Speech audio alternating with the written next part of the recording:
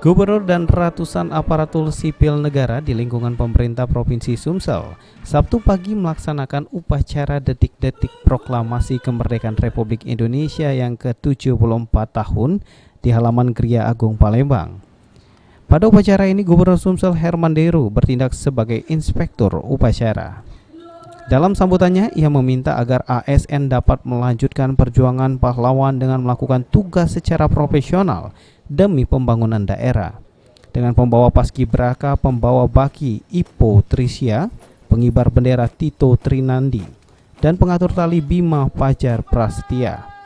Herman Deru selaku Gubernur Sumsel mengatakan, peringatan momen Hari Ulang Tahun Republik Indonesia ke-74 tahun ini bukan hanya sekedar kegiatan seremonial, namun perjuangan para pahlawan yang harus dilanjutkan dengan ikut aktif terlibat dalam pembangunan yang berkelanjutan dan merata di Sumatera Selatan.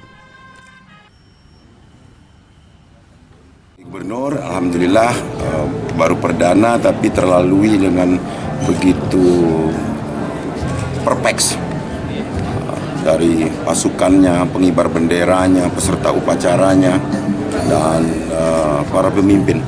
Semua hadir, tapi ini bukan sekedar seremonial. Ini adalah ungkapan rasa syukur kita kepada Allah Subhanahu wa taala dan terima kasih kita kepada para pahlawan yang telah mempersembahkan kemerdekaan kepada kita. Belum apa-apa yang kita perbuat ini dibanding apa yang sudah diperbuat para pahlawan. Mereka mengorbankan. Dalam kegiatan ini dihadiri oleh para petinggi Polda Sumsel, Pangdam II Sriwijaya, Kejati Sumsel, dan unsur OPD Pemprov Sumsel lainnya. Amanda Lydia, PAL TV.